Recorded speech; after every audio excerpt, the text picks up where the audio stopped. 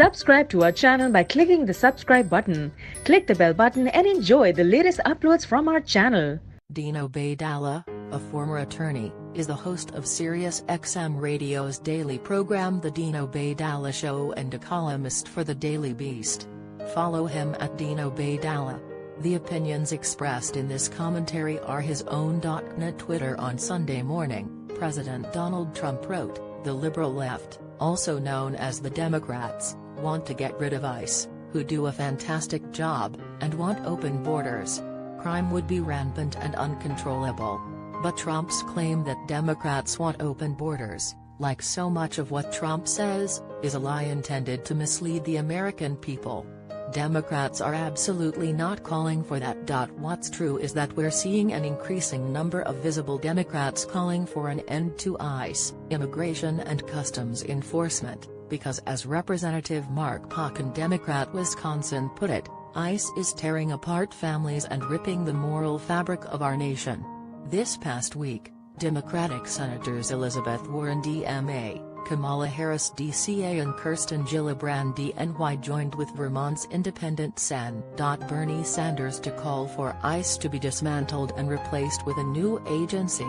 Pocan even introduced legislation to abolish ICE. What Trump is trying to do is to manipulate people into believing that ICE is charged with policing our border crossings. It's not. That's the job of the United States Customs and Border Protection (CBP). As explained on the federal government's own website, CBP is responsible for protecting our nation's borders in order to prevent terrorists and terrorist weapons from entering the United States, while facilitating the flow of legitimate trade and travel. So, what does ICE do? Well, its own website explains that the majority of immigration enforcement work for ICE takes place in the country's interior. In other words, ICE programs and its agents work to secure a lawful workforce, enforce immigration laws, and find and remove illegal aliens who are criminals, fugitives or recent arrivals. By way of a brief background, ICE came into being in 2003. Prior to that, from 1933 to 2003, ICE's current task was handled by the Immigration and Naturalization Service (INS). But that changed after 9/11 when the federal government was reorganized to deal with the threat of terrorism. INS was abolished and, in its place, came ICE, a part of the Department of Homeland Security.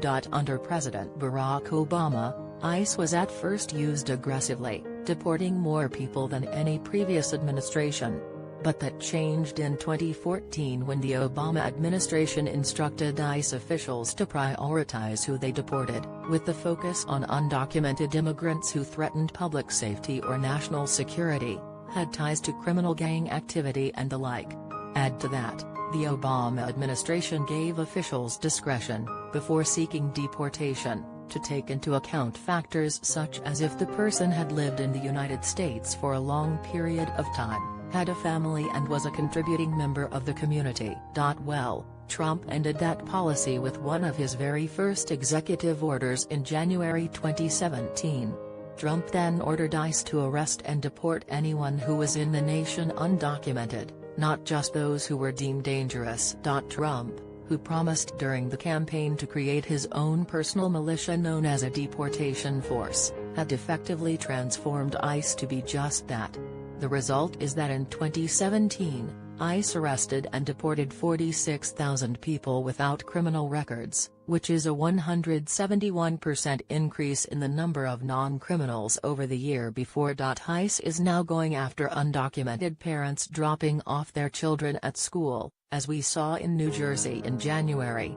In that case, the two undocumented fathers arrested by ICE had no criminal records and were Christians who had fled Indonesia for fear of religious persecution. In February, ICE arrested an undocumented woman in a Texas courthouse who was there seeking a restraining order because she alleged her boyfriend had been physically abusive.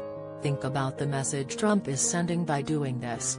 He's telling undocumented women who are victims of domestic violence to suffer in silence because if they go to court for help, they may be deported. But it's not just Democrats calling for reform. This week a group of ICE agents signed a letter called on the DHS Secretary to reform the agency because the actions of those who are leading the raids against undocumented immigrants are, in their view, hurting the reputation and effectiveness of the agency. This is what Democrats mean when they say abolish ICE.